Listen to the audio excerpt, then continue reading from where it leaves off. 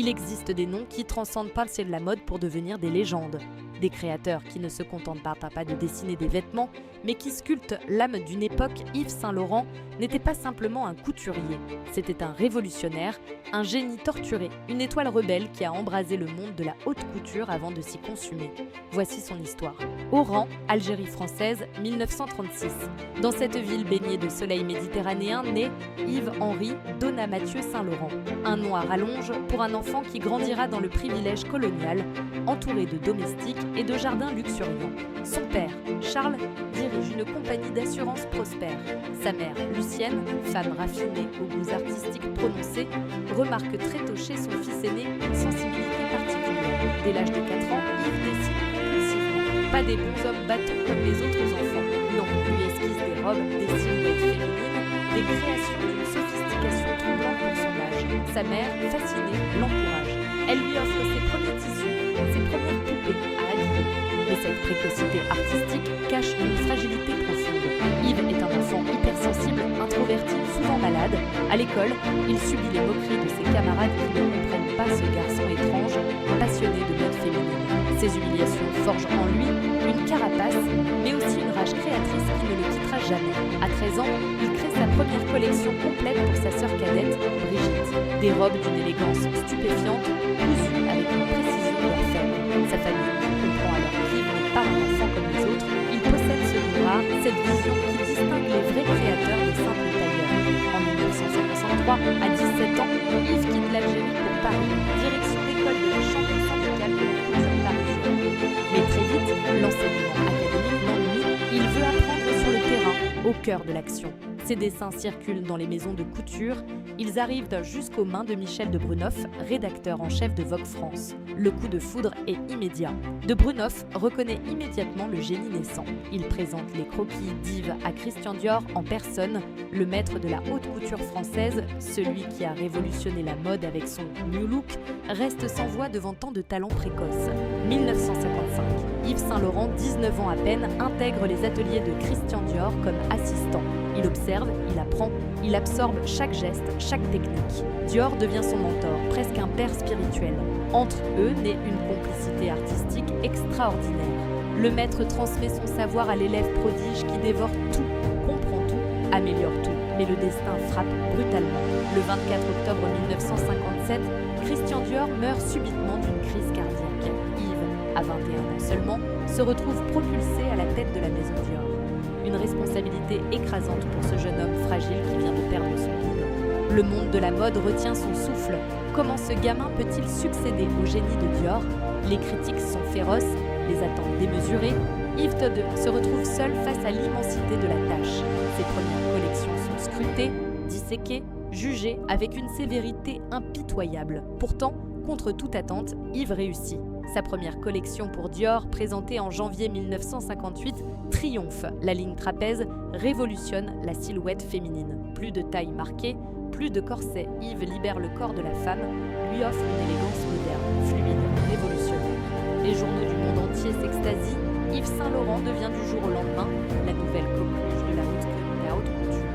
À 22 ans, il règne sur l'empire Dior.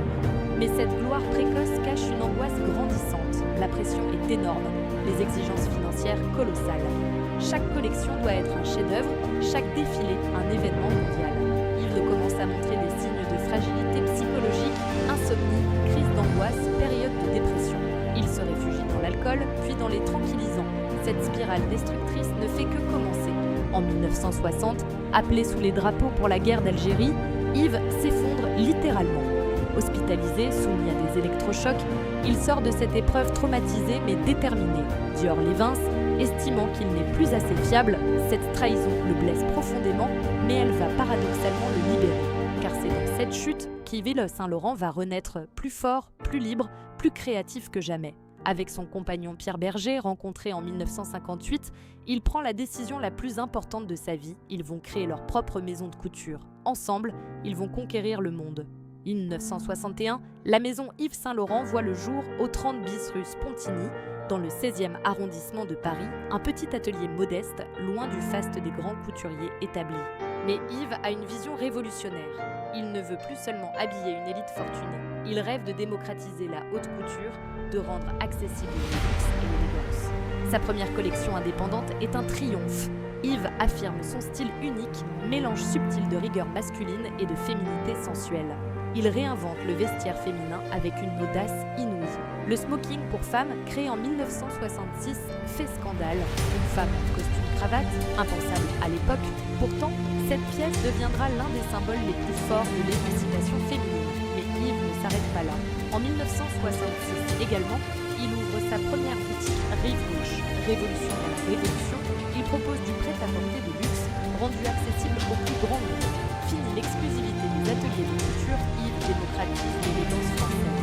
Les années 60 voient naître les créations les plus iconiques d'Yves Saint Laurent, la robe Mondrian en 1965, hommage au peintre néerlandais, transforme une œuvre d'art en vêtements. Les Sahariennes, inspirées de son enfance africaine, redéfinissent le chic de l'image. Chaque collection est un événement, chaque création fait acte. Pierre Berger, son compagnon et associé, orchestre cette ascension fulgurante. Homme d'affaires redoutable, il protège Yves des contingences matérielles pour lui permettre de créer en toute liberté. Leur relation, à la fois amoureuse et professionnelle, devient légendaire. Pierre est le roc sur lequel Yves peut s'appuyer pour explorer les territoires les plus audacieux de la création. Car Yves Saint Laurent ne se contente pas de faire de beaux vêtements. Il révolutionne la perception même de la mode féminine. Il emprunte au vestiaire masculin leur code de pouvoir. Le smoking, le tailleur-pantalon, le trench coat. Mais il les réinterprète avec une sensualité troublante, créant une nouvelle féminité, moderne et libérée. Cette approche révolutionnaire ne plaît pas à tout le monde. Les conservateurs crient au scandale. Comment une femme peut-elle porter un pantalon en société ? Yves essuie les critiques, mais il tient bon. Il sent que son époque a besoin de cette révolution vestimentaire. Les femmes des années 60 travaillent, voyagent, s'émancipent. Elles ont besoin de vêtements qui reflètent cette nouvelle liberté. Ses intuitions se révèlent prophétiques. Les icônes de l'époque adoptent toutes ses créations. Catherine Deneuve devient sa muse absolue, incarnant à la perfection cette élégance moderne qu'il défend. Françoise Hardy, Brigitte Bardot, toutes succombent au charme révolutionnaire de ses créations. Mais derrière cette réussite éclatante, Yves sombre peu à peu dans ses démons intérieurs. La pression créative, l'exigence de perfection, le rythme effréné des collections l'épuise. Chaque défilé devient un calvaire, chaque critique une blessure personnelle. Il développe une dépendance croissante aux médicaments, aux stimulants, puis à l'alcool. Pierre Berger assiste, impuissant, à cette lente autodestruction. Il tente de protéger Yves, de le rassurer, mais rien n'y fait. Le génie créatif d'Yves semble indissociable de sa fragilité psychologique. Plus il crée, plus il souffre. Plus il triomphe, plus il s'effrite. 1968, l'année de tous les bouleversements. Mai 68 secoue la France, la jeunesse descend dans la rue, conteste l'ordre établi. Yves Saint Laurent surfe sur cette vague révolutionnaire.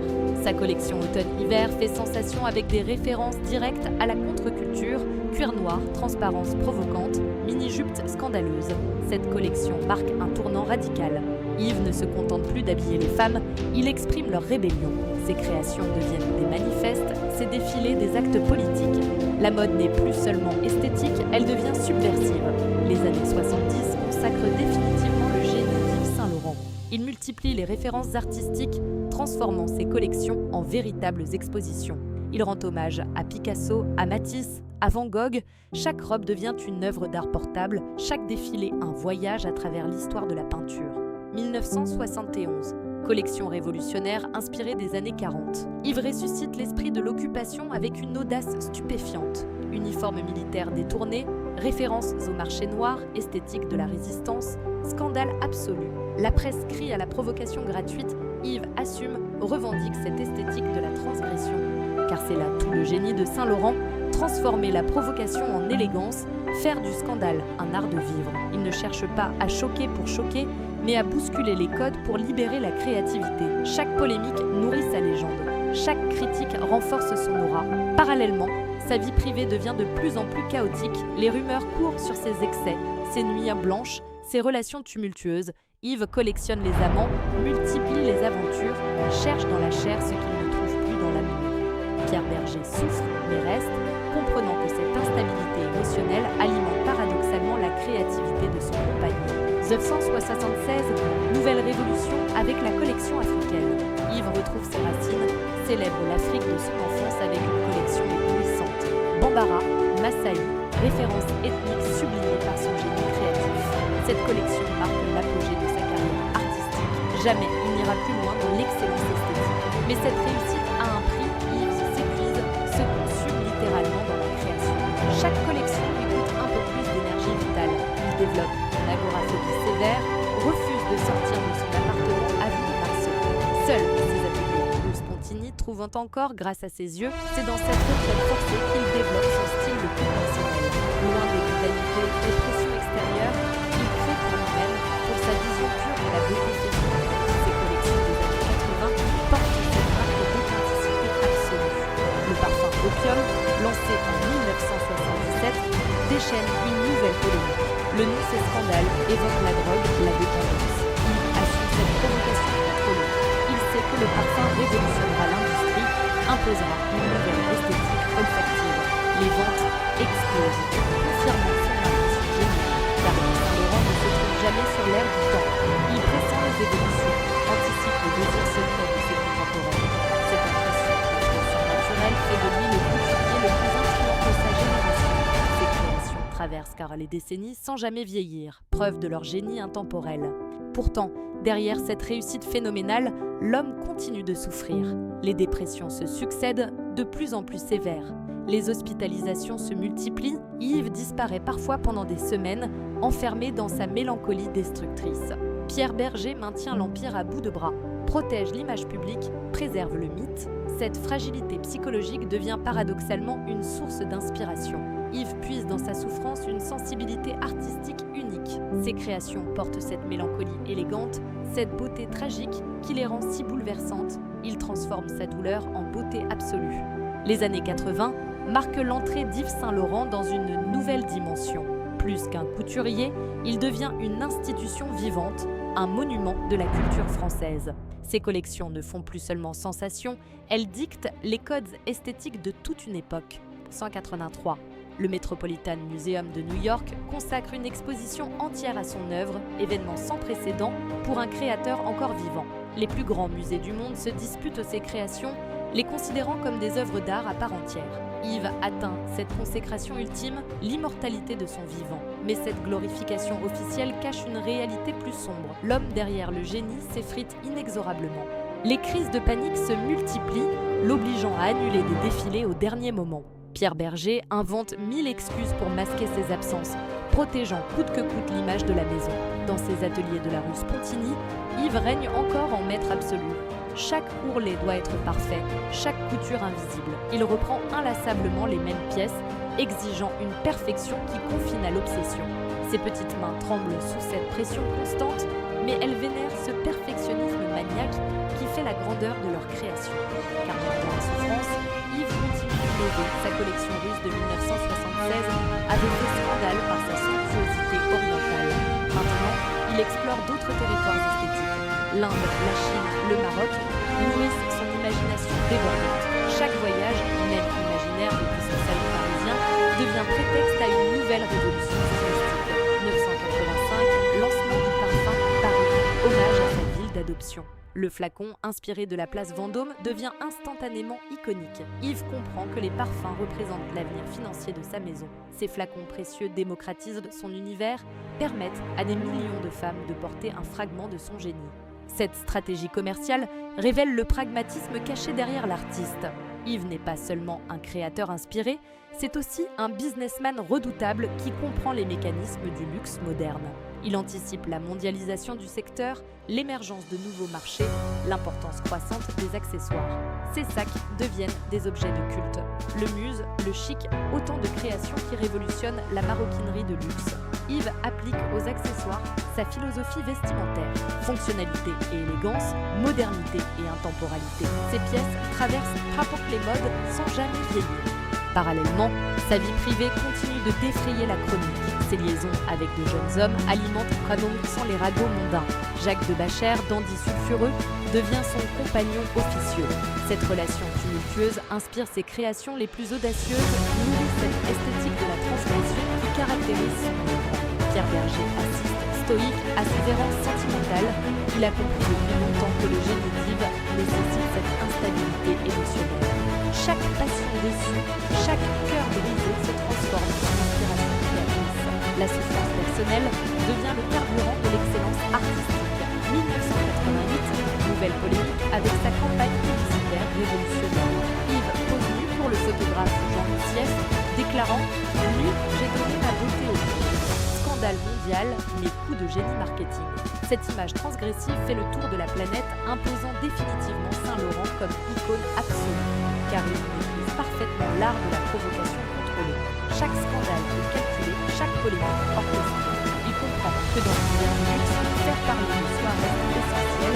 Ces provocations nourrissent par sa légende, entretiennent son mystère. Les années 80 se voient naître ce dernier chef-d'œuvre. La collection devient revisitée. Les références pop art, l'hommage à la l'histoire de l'art, c'est son inspiration. Ces défilés deviennent une leçon d'esthétique. Ces collections de voyage à travers les siècles. Mais derrière cette créativité débordante, l'homme s'étonne. Les hospitalisations se succèdent, de plus en plus longues, dépression sévère, troubles bipolaires, les diagnostics s'accumulent. Yves devient prisonnier de sa propre sensibilité, victime de ce don qu'il a rendu célèbre. Ses collaborateurs s'inquiètent. Dans les ateliers, on murmure. Le maître disparaît parfois pendant des semaines, laissant ses équipes dans l'expectative. Pierre Berger fait face, coordonne, rassure. Il devient progressivement l'unique interface entre Yves et le monde extérieur. 1993, rachat de la maison par le groupe Pinault Printemps Redoute. Transaction colossale qui valorise l'Empire Saint-Laurent à plusieurs milliards de francs. Yves devient l'un des hommes les plus riches de France, mais cette richesse ne comble pas le vide existentiel qui le ronge. Il se réfugie dans la collection d'art, passion dévorante qui occupe ses journées. Picasso, Matisse, Mondrian ornent ses murs. Ses œuvres dialoguent avec ses créations, nourrissent son inspiration, créent un univers esthétique total. Sa maison avenue Marceau devient un écrin précieux, temple de la beauté absolue. Tom Ford arrive chez Gucci, concurrent direct de Saint-Laurent. Ce jeune créateur américain révolutionne la mode masculine, impose une esthétique sexy et moderne. Yves observe cette concurrence naissante avec un mélange d'admiration et d'inquiétude. L'élève menace-t-il de dépasser le maître ? Cette émulation créatrice stimule paradoxalement son génie. Ses dernières collections portent cette urgence de l'excellence, cette volonté de prouver que le maître reste inégalable. Chaque défilé devient un défi lancé à la nouvelle génération, une leçon magistrale d'élégance française.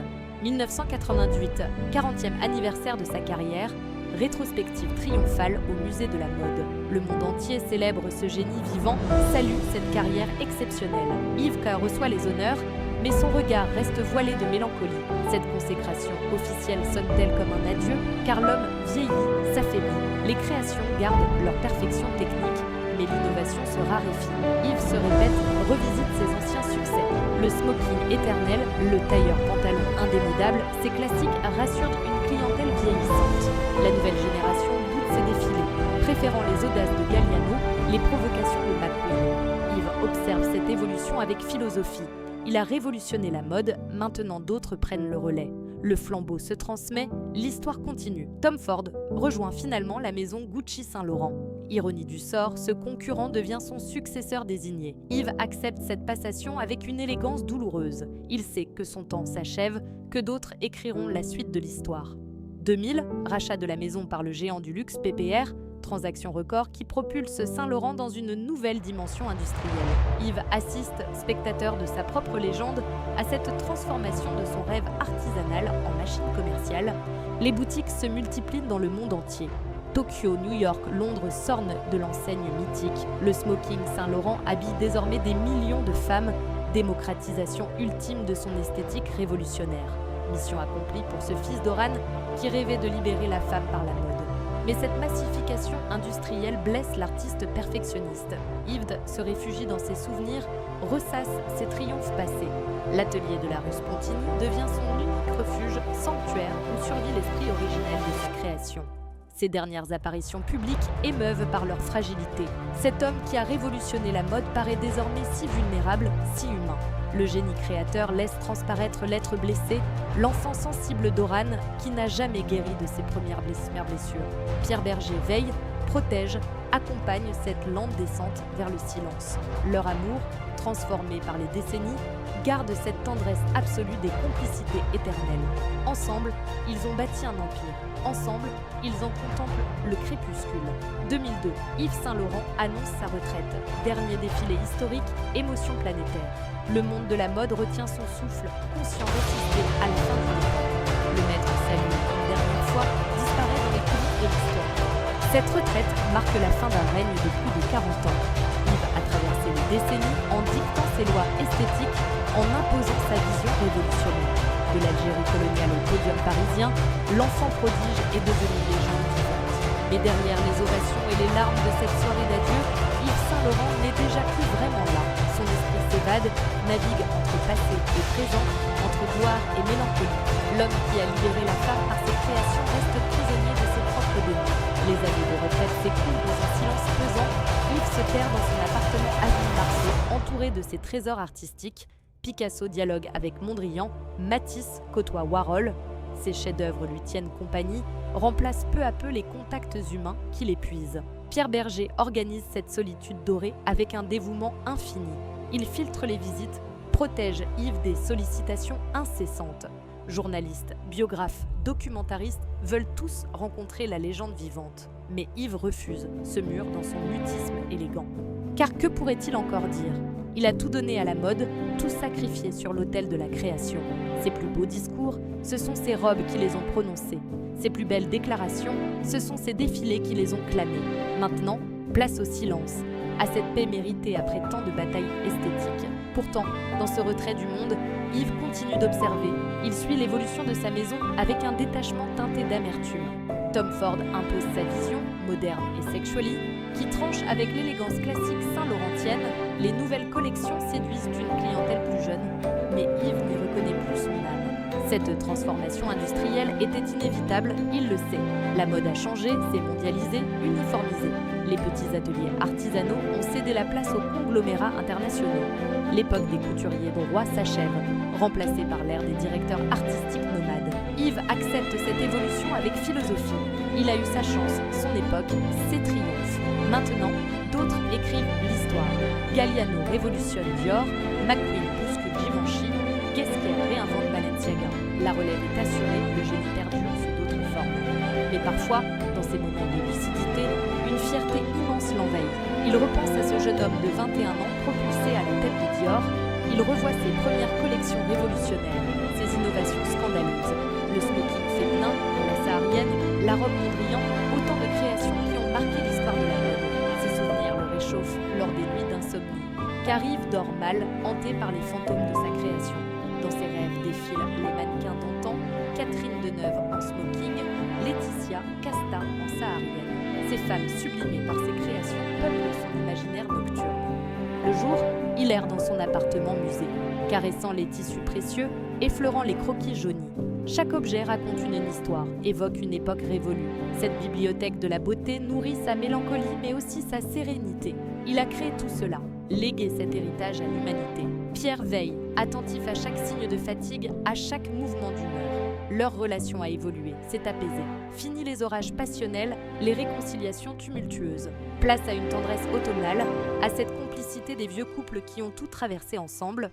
Ils évoquent parfois le passé, ces années folles où tout semblait possible. Les nuits blanches avant les défilés, l'angoisse créatrice, l'euphorie des triomphes. Ces souvenirs partagés tissent entre eux un lien indéfectible, plus fort que l'amour, plus profond que la passion. Les visites se raréfient. Seuls quelques intimes accèdent encore au sanctuaire avenue Marceau. Loulou de la Falaise, muse éternelle, apporte son rire cristallin. Betty Catrou, élégance incarnée, ravive les souvenirs glorieux.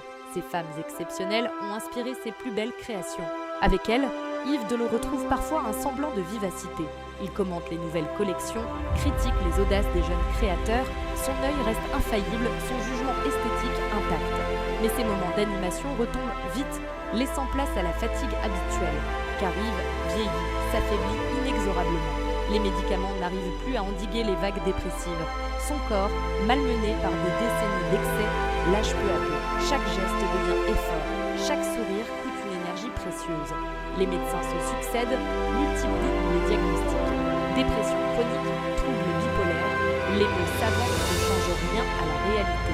Yves s'éteint doucement, consumé par ce feu créateur qui l'a porté si haut. Pierre organise cette fin de vie avec un dévouement absolu. Il transforme l'appartement en cocon protecteur, filtre la lumière trop crue, tamise les bruits du monde extérieur. Yves mérite cette paix après tant de tumulte, ce silence après tant de clameur. Parfois, dans ces moments de grande faiblesse, Yves exprime des regrets. Il aurait voulu créer davantage, révolutionner encore. Tant de projets inachevés, tant d'idées esquissées. Mais Pierre le rassure, son œuvre est immense, son héritage est inestimable. Il a accompli sa mission terrestre. Car Yves de Saint-Laurent ne mourra jamais vraiment. Ses créations survivront, continueront d'habiller les femmes du monde entier. Le smoking éternel, le tailleur pantalon libérateur, ces pièces iconiques traverseront les siècles sans délit. L'immortalité par la beauté, rêve ultime de tout créateur. Les maisons de vente s'arrachent ses croquis originaux, les musées exposent ses créations comme des œuvres d'art. Les étudiants en mode étudiant son génie révolutionnaire, cette postérité en marche console Yves de ses souffrances présentes. Il repense souvent à cet enfant d'Oran qui dessinait compulsivement. Ce petit garçon fragile aurait-il imaginé un tel destin ? De l'Algérie française au podium parisien, le chemin paraît aujourd'hui si évident, mais que de combats, que de blessures pour y parvenir. Sa mère, Lucienne, n'a pas vu l'apogée de sa gloire. Elle qui l'avait encouragé dès ses premiers croquis, Yves garde d'elle le souvenir d'une élégance naturelle, d'un goût sûr qui a nourri sa propre esthétique. Cette femme raffinée reste sa première inspiratrice. L'Algérie de son enfance hante encore ses nuits. Les jardins luxuriants, la lumière méditerranéenne, les tissus chatoyants des souks, cette Afrique du Nord coloniale a forgé sa sensibilité chromatique, sa passion pour les matières nobles. L'exil parisien n'a jamais effacé ses racines profondes. Ses collections africaines des années 70 puisaient dans cette mémoire enfouie. Bambara, Massaï, ses références ethniques sublimées par son génie créatif, il rendait hommage à ce continent qu'il avait vu naître, célébrait cette diversité culturelle qui nourrissait son imagination. Car Yves a toujours été un passeur, un pont entre les cultures. Oriental par ses origines, occidental par son éducation, il a synthétisé ses influences dans une esthétique universelle. Ses créations parlent à toutes les femmes, quelle que soit leur origine, leur culture, leurs conditions sociales. Cette dimension universelle de son œuvre le console dans ses derniers moments. Il n'a pas créé seulement pour une élite parisienne, mais pour l'humanité entière.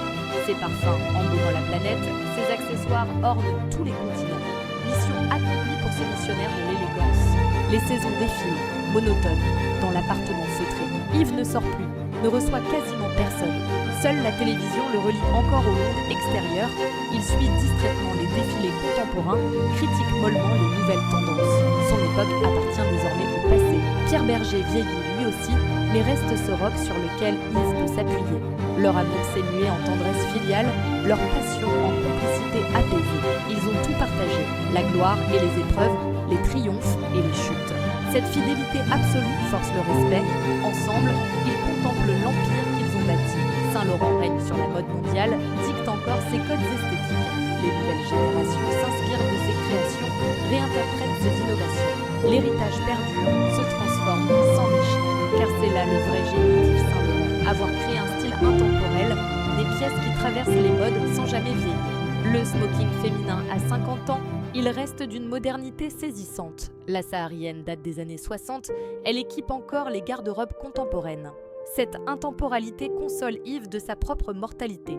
Ses créations lui survivront, continueront de sublimer les femmes du futur. Dans 100 ans, 200 ans, des élégantes porteront encore ces silhouettes révolutionnaires. L'immortalité par l'art, rêve ultime de tout créateur. Les forces se déclinent inexorablement. Yves mange peu, dort mal, s'affaiblit de jour en jour. Son corps, temple de la création pendant des décennies, devient prison de son âme fatiguée. Mais son regard garde cette intensité, cette flamme qui a illuminé la mode mondiale. Pierre organise discrètement les derniers moments. Il écarte les importuns, protège l'intimité de cette fin annoncée. Yves mérite cette paix après tant de tumultes publics. Le génie s'éteindra dans la sérénité, loin des projecteurs qui ont éclairé sa vie. Car Yves Saint-Laurent aura vécu 1000 vies en une seule existence. Enfant prodige, révolutionnaire de la mode, icône mondiale, chaque décennie l'a vu réinventer son art, repousser les limites du possible. Cette intensité créatrice explique peut-être son épuisement précoce. Il a tout donné à la beauté, tout sacrifié sur l'autel de l'élégance, sa santé, sa sérénité, ses amis. Tout est passé au second plan